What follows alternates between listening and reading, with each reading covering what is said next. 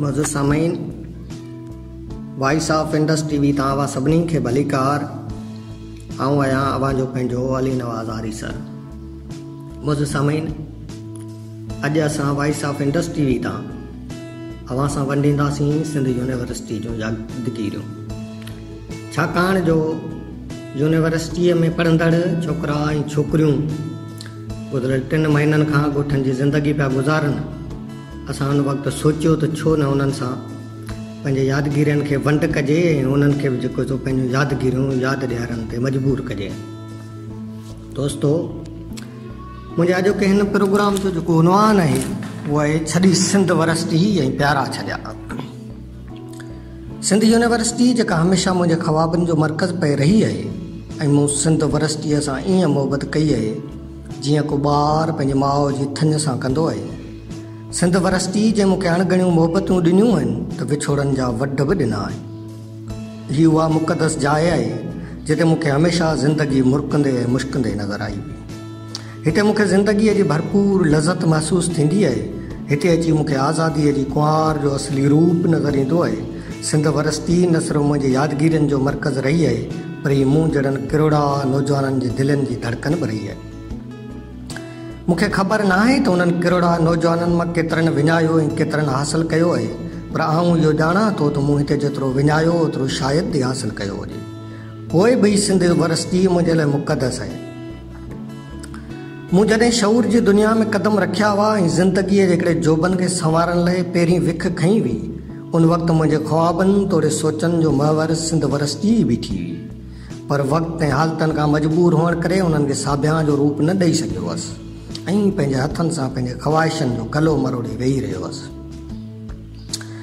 पर मुंहिंजे अंदरि में सिंध वरसिटीअ खे ॾिसण जी हसरत मौजूदु रही। ईअं हिकु भेरे अची हिन मुक़दस जाइ ते सहड़ियो हुअसि। सच त उन वक़्तु सिंध वरसिटी मुंहिंजे ख़्वाबनि जी ताबीर लॻी हुई, जिते मूंखे काइनात जो हक़ीक़ी हुस्न नज़र आयो, फितरत खे खेचलूं कंदे ॾिठो।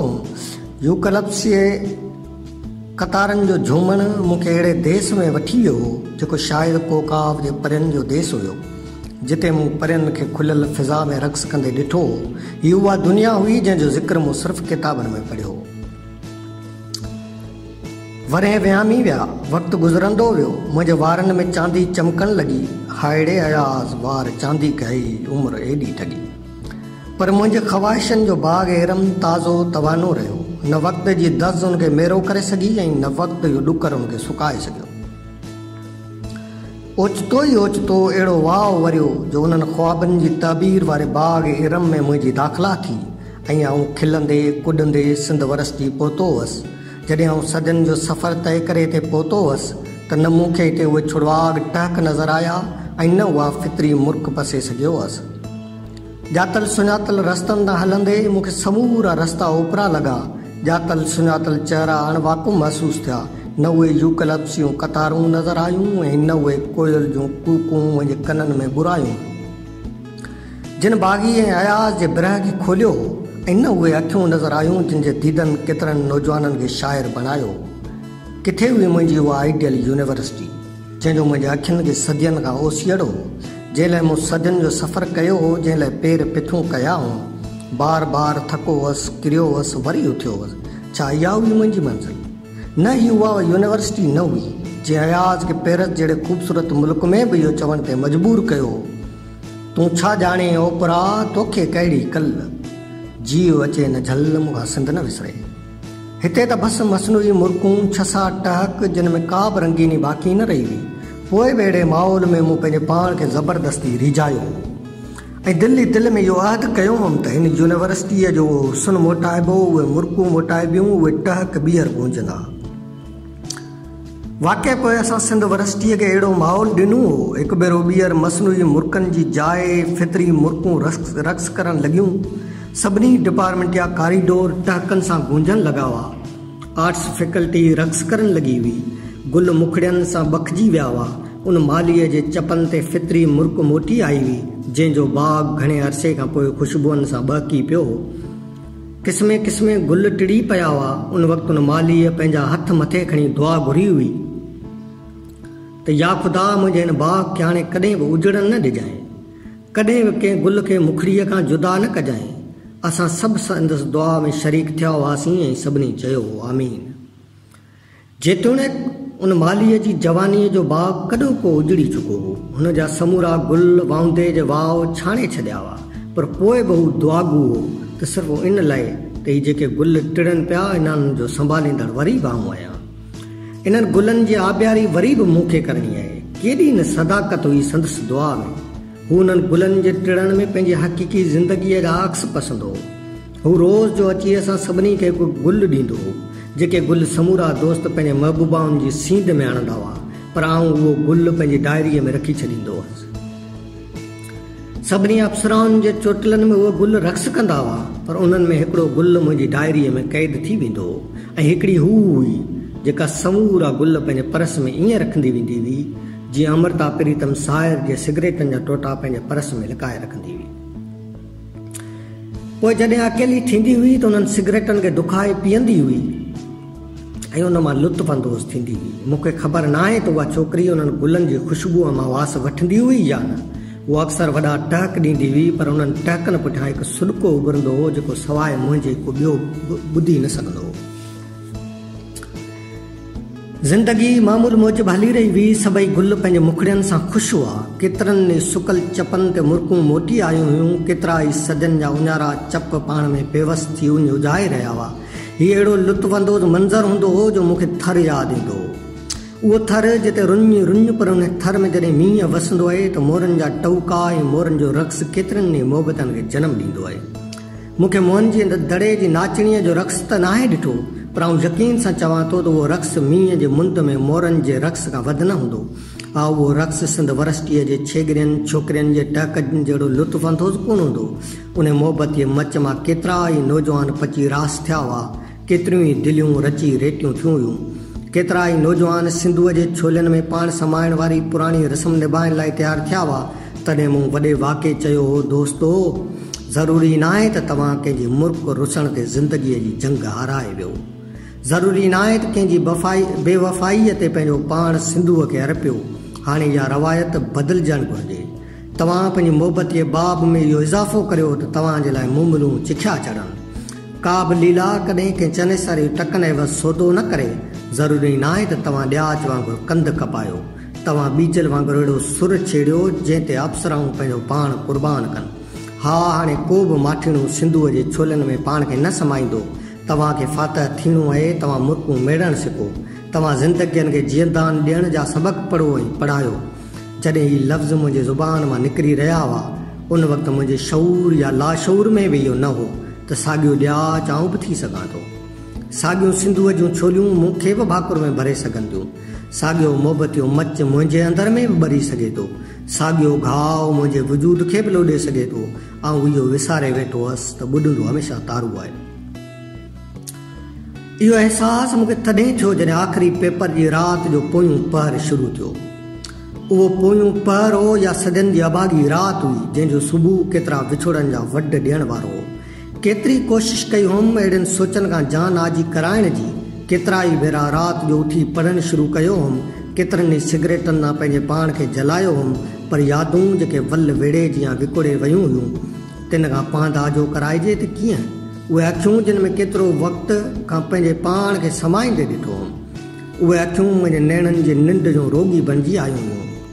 उहे अखियूं हुयूं जिन जे ॾिया खां हमेशह ॾकी वेंदो हुअसि। अॼु उहे अखियूं मुंहिंजे सपननि जो सौदागर थी आयूं हुयूं। मुंहिंजी दिलि जेका हमेशह गदागर बणिजी हुनजी दिलि ते होका ॾींदी रही हुई, उहा दिलि अॼु ॾकी रही हुई। उन दिलि में संदसि अखियुनि जी तजली पसण जी हिमत न हुई। आख़िर उन्हनि अखियुनि खां जान छॾाइण लाइ मूं उन्हनि दोस्तनि खे यादि करणु शुरू कयो, जेके बि सुभाणे कणू कणू थींदा हुआ, मुर्शिद लतीफ़ जे हिननि सिटनि वांगुरु। कणा मंझ करार हुआ हिकांदा संग में, गाए गा फिराक जी कयई धारूं धार, न ॼाणा ॿियार केरु मिलंदो कंहिंसां। सिंधी डिपार्टमेंट सां केतिरियूं यादगिरियूं वाबस्ता आहिनि। मूं उन्हनि समूरनि दोस्तनि खे यादि कयो हो जिन सां घुमंदे ज़िंदगीअ जो हक़ीक़ी रूप पसंदो हुअसि, जिन सां गॾिजी वॾा टहक ॾिना हुआ, खोड़ सारियूं शरारतूं कयूं हुयूं। मूं छोकिरियुनि जे उन्हनि जोड़नि खे यादि कयो हो जिन सां शरारतूं कंदे केतिरा ई नवां नाला ॾिना हुआसीं। उन्हनि छोकिरियुनि में हिकिड़ी छोकिरी वाक़ई बाग़ीअ जी शाइरी वारी अप्सरा हूंदी हुई। जंहिं लाइ आउं सभिनी दोस्तनि खे चवंदो हुअसि पिंकी पंहिंजे डिपार्टमेंट जो न कए, जंहिं ते समूरा दोस्त ॾाढो खिलंदा हुआ ऐं उनखे पिंकी इन करे चवंदो हुअसि जो हुनजो रंग गुलाबी हूंदो हो। जॾहिं खिलंदी हुई त संदसि रेशमी गिटनि मां रत टिमंदे महसूसु थींदो हो। हू खिलंदी हुई, मुरकंदी हुई, मुश्कंदी हुई, संदसि हर अदा वणंदड़ ऐं निराली हूंदी हुई। संदसि ज़ुल्फ़ एॾा त ख़ूबसूरत ऐं वॾा हूंदा हुआ जो संदसि चेल खां हेठि पिया लड़कंदा हुआ। हुन जूं अदाऊं केतिरनि ई दिलनि जी धड़कन बणिजी चुकियूं हुयूं, पर हिन जी सभ खां दिलफ़रेब अदा जेका मूंखे वणंदी हुई सा हुई हर कंहिं सां ॻाल्हाइणु। छो त असांजो माण्हू कंहिंजे मिठड़नि ॿोलनि ते पंहिंजो सभु कुझु क़ुर्बान करण लाइ तयारु हूंदो आहे। हुनखे पंहिंजे ख़ूबसूरतीअ ते जेतिरो नाज़ हो ओतिरो ई पंहिंजे चाहींदड़नि जो क़दुरु हूंदो हो। हू ॼाणंदी हुई त मुंहिंजी हिकिड़ी मुर्क पसंदि लाइ हेतिरियूं दिलियूं बेताब आहिनि त छो न उन्हनि खे पंहिंजे मुर्क जा ॿ टे गुल आछिजनि। हिकिड़े ॾींहुं खिलंदे कंहिं छोकिरीअ लाइ मुंहिंजी ज़ुबान मां को नालो निकितो हो त हिकु छोकिरीअ ॿुधी वरितो हो, जंहिं अची पुछियो त भला असां ते कहिड़ा नाला रखिया अथव। खेसि कहिड़ो जवाबु ॾियां ऐं मूंखे एहसान जा उहे थधा साह भरण यादि आया हुआ जेके हू कंहिं बि हसीना खे ॾिसी भरंदो। संदसि उन्हनि थधनि साहुनि जे पुठियां लिकल उन दर्द खे सिर्फ़ु आऊं ई सम्झी सघंदो हुअसि। मूंखे मैडम कमर जूं उहे टाफियूं यादि आयूं जिन में केॾो न प्यार ऐं मिठास समायल हूंदी।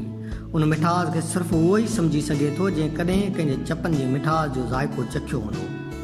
मूंखे लियाकत ऐं याद हुसैन जा उहे तवील बहस यादि आया जिन में हमेशह याद हुसैन पंहिंजी ॻाल्हि खे मञाइण जे लाइ कूड़ा दलील ॾींदो ऐं प्यारो लियाकत अक्सर ख़ामोश थी वेही रहंदो। मूंखे याद हुसैन जी यादा तमामु घणी वणंदी हुई, छो त आउं पाण पंहिंजी ॻाल्हि मञाइण जो क़ाइल रहियो आहियां। हा, वाइदनि जो ॾाढो कचो रहियो आहियां। प्यारे लियाकत जे कहाणियुनि जो मजमू 233 जूं कुझु कहाणियूं पढ़ियूं हुउमि त लियाकत खे चयो हुउमि त हिन किताब ते ज़रूरु लिखंदुसि, पर अञा ताईं लिखी न आहियां सघियो।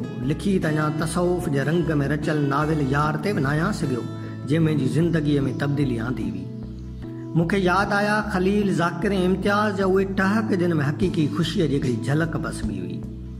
मूंखे यादि आया आफ़ताब, पीरल, माशूक ऐं ग़ुलाम मुस्तफ़ा सां उहे चर्चा गबा जिन ते उहे अक्सर मुस्कुराए ॾींदा हुआ। मूंखे यादि आयो उहो ॾींहुं जॾहिं प्यारो नज़ीर हुसैन मज़ाक़ में कावड़जी वियो हो। मूंखे यादि आयूं सोहेल जूं उहे शरारतूं जेके उहो अक्सर छोकिरियुनि सां कंदो हो, पर कॾहिं बि संदसि मज़ाक़ छोकिरियूं सम्झी न सघियूं हुयूं। अहिड़नि मज़ाक़नि में हिकिड़े भेरे असां औरत जो नओं क़िस्म कुंदनी ईजाद कयो जंहिं ते केतिरा ई ॾींहं खिलंदा रहिया हुआसीं। ऐं हिते इहो एतिराफ़ कंदो हलां त मूंखे असद जी मासूमियत ॾाढी वणंदी हुई। हा, मूंखे यादि आयूं उहे अखियूं जेके हर पल कंहिंजी ॻोल्हा में भटकंदियूं हुयूं। मूंखे यादि आयूं उहे मुर्कूं जिन जे पुठियां दर्द जो समुंड छोलियूं हणंदे महसूसु थींदो हो।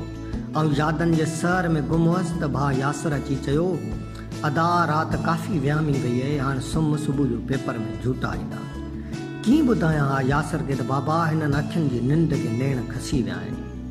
उहे नेण जिन जो केतिरे अरसे खां मुंतज़र हुअसि, उन्हनि नेणनि खे कहिड़ी मयार ॾियां। ही त उहे अखियूं हुयूं जिन सां मूं दिल ई दिल में प्यारु कयो, बेपनाह प्यारु, बिना कंहिं लोभ लालच जे हिकु तरफ़ो प्यारु। उन्हनि अखियुनि सां मूं अहिड़ो प्यारु कयो हो जहिड़ो को परहेज़गार पंहिंजे ख़ुदा सां कंदो आहे। प्यारु थींदो ई इंतिहा जी हद ताईं आहे ऐं प्यार जो ॿियो नालो आहे ई विछोड़ो। ऐं अञा अहिड़नि सोचनि में गुम हुअसि त सुबुह जी अज़ान जो आवाज़ु मुंहिंजे कननि ते पियो। एतिरे में यासिर अची चयो, अदा हाणे त सिजु उभरण वारो आहे। चयो हुउमि, हा अदा, विछोड़े जो सिजु उभरण वारो आहे। मूंखे ख़बर न आहे त यासिर खे इहा ॻाल्हि सम्झ में आई या न, पर आउं ज़हनी तौर ते विछोड़े लाइ तयारु थी चुको हुअसि। हाय ज़िंदगी, तूं कहिड़ा मज़ाक करे थी वठी। सुबुह जो घरां तयारु थी पॉइंट में चढ़ी सिंध यूनिवर्सिटीअ पहुतो हुअसि ऐं सेंट्रल लाइब्रेरीअ जे पुठियां वारी कैंटीन ते वेही एहसान, मुख़्तियार ऐं अयास सां कचहरी कई हुअमि। चांहि जो कप ख़ाली करे सिगरेट दुखायो हुउमि ऐं हिकु भरपूर कश हणी धुओं हवा में उॾारियो हुउमि जेको मुंहिंजे वजूद जी हवा में विखरी वियो। उन वक़्तु एहसान पुछी वरितो, इश्क जे नांग खां न बची सघे। चयोमि, प्यारा असां ई इश्क थोरो ई न लॻे। वधीक चयोमि, प्यारा आउं अहिड़े इश्क में जकड़ियल आहियां जो हाणे मिज़ाजी इश्क खां माना नथो रखे। पुछियो आई, राति जाॻियो आहीं? चयो हुउमि, हा जानी, राति लाइट न हुई इन करे निंड न आई। चयाईं, कूड़ न ॻाल्हाए, तोखे जेतिरो आउं सुञाणा ओतिरो शायदि केरु तोखे महसूस बि करे सघे। बहरहाल तूं पाण ॿुधाईंदे। मुंहिंजो ऐं एहसान जो हमेशह इन ॻाल्हि ते झेड़ो हूंदो हो। एहसान चवंदो हो, तूं अहिड़े इश्क में फासने जो तुंहिंजो पोइते मोटणु मुमकिन न हूंदो। ऐं अक्सर इहो ई चवंदो हुअसि, मूं कॾहिं न इश्क कयो आहे ऐं न करे सघां थो।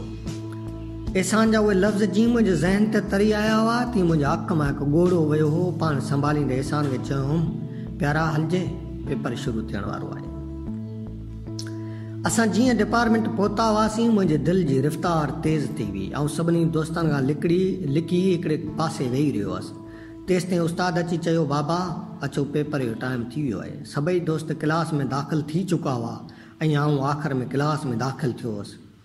अखियूं अखियुनि सां टकरायूं हुयूं, पर संदसि अखियुनि जी ॾिया खां ॾकी वियो हुअसि। उन्हनि अखियुनि में केॾी नफ़रत ऐं क्रोध भरियल हो। मुंहिंजी तबियत जी बेचैनी वधण लॻी, मूं नज़रूं झुकाए छॾियूं हुयूं। जीअं कापी हथ में मिली हुई, लिखणु शुरू कयो।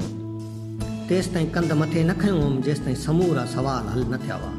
सभिनी खां पहिरीं कापी साईं खे ॾेई तकड़ियूं विखूं खणंदो क्लास मां ॿाहिरि निकितो हुअसि। मूंखे ईअं लॻो हो ॼण कंहिं दिलि मां सुॾको उभरियो हो, कंहिं अख मां ॻोढ़ो वियो हो। पंहिंजे अंदर में जाती पाए ॾिठमि, उहो ॻोढ़ो मुंहिंजे दिलि मां वियो हो, उहो सुॾको मुंहिंजे दिलि मां उभरियो। आउं तकड़ियूं विखूं खणंदो डिपार्टमेंट मां ॿाहिरि निकिरी रहियो हुअसि त ओचितो पुठियां इम्तियाज़ सॾु कयो, पर वर्दी ॾियण सवाइ अची फैकल्टी पहुतो हुअसि। फैकल्टीअ में केतिरनि अफ़सराउनि जे अखियुनि में घूरे ॾिठो हुउमि। के बि अखियूं मूंखे अहिड़ियूं न लॻियूं जेके अखियूं क्लास में विसारे आयो हुअसि। मुंहिंजे कननि में केतिरा ई टहक गुंजा हुआ, पर कंहिं बि टहक में उहो रिदम न हो। मूं केतिरियूं ई मुर्कूं ॾिठियूं, पर कंहिं बि मुर्क में फितरी रंगीनी न हुई। 6-7 टहक मसनूई मुर्कूं, केॾां वयूं उहे कोयल जूं कूकूं, केॾां विया उहे गुल, केॾां वियो उहो माली। सभु कुझु हिकु झटके में ख़तमु थी वियो। ॼण हवा जो झूटो हो जेको लॻी ऐं गुज़री वियो। ओचितो मुंहिंजी ज़ुबान ते ही सिटूं तरे आयूं हुयूं। असां चाह वारा ही चारा छॾिया, छॾी सिंध वरसटी ऐं प्यारा छॾिया। अञा हाल साॻियो सॾे थो पियो, जिते तो अखियुनि जा इशारा छॾिया। आउं आर्ट्स फैकल्टीअ ते हिकु मथाचरी नज़र विझी अॻिते वधियो हुअसि त पुठियां एहसान अची कुल्हे ते हथु रखियो। पोइ ॿई ॼणा हथ में ॾेई सिंधूअ ते आया हुआसीं। रस्ते में ॿिन्हीअ मां कंहिं कोन ॻाल्हायो। ऐं जॾहिं बि उदास थींदो आहियां त सिंधूअ ते ईंदो आहियां। सिंधूअ जे छोलनि जो रोमानवी मंज़र ॾिसण वटां हूंदो आहे, पर अॼु सिंधू बि मूं वांगुरु उदास हो। किथे हुयूं सिंधूअ जूं मौजूं, केॾां विया उहे पीड़ियाता मला। सिंधूअ जे पेट मां वारीअ खे उॾामंदो ॾिसी ऐं एहसान जी हंज में मथो रखी केतिरी देरि ताईं रोअंदो रहियो हुअसि। ऐं एतिरो रुनो हुअसि त मुंहिंजे अखियुनि जो पाणी सिंधूअ जियां सुकी वियो। उन वक़्तु किथां अलण फ़क़ीर जो मन मोहींदड़ आवाज़ गुंजो हो, टिड़ी पवंदा टारीअ, जॾहिं ॻाढ़ा गुल तॾहिं मिलंदासीं। प्यारा दोस्तो, अव्हां खे असांजो अॼोको ही प्रोग्राम सिंध यूनिवर्सिटी जूं यादूं कीअं लॻो? जेकॾहिं अव्हां खे ही प्रोग्राम पसंदि आयो आहे ऐं अव्हां जी दिलि जी धड़कन तेज़ थी आहे त हिन वीडियो खे वधि खां वधि शेयर कयो ऐं उन्हनि सभिनी खे मेंशन करियो जेके तव्हांजी दिलि जी कंहिं न कंहिं कुंड में अॼु बि आबाद आहिनि। भले खणी विछोड़े जे वॾनि उन्हनि खे परे हिक ॿिए खां कयो हुजे, पर पोइ बि दिलि आहे जंहिंजी कुंड में को न को महबूब चहिरो किथे न किथे आबाद ज़रूरु हूंदो आहे। प्यारा दोस्तो, न सिर्फ़ु असांजे हिन वीडियो खे शेयर कजो, पर असांजे हिन चैनल खे वधि खां वधि सब्सक्राइब करियो त जीअं असां कंहिं मंज़िल ते पहुची सघूं ऐं असां अव्हां खे वधि खां वधि कोशिशि करे सुठे खां सुठा प्रोग्राम ॿुधाईंदासीं। ऐं हाणे अव्हां पंहिंजे मेज़बान अली नवाज़ आरिसर खे ॾींदा इजाज़त। सिंध सलामत, साथ सलामत।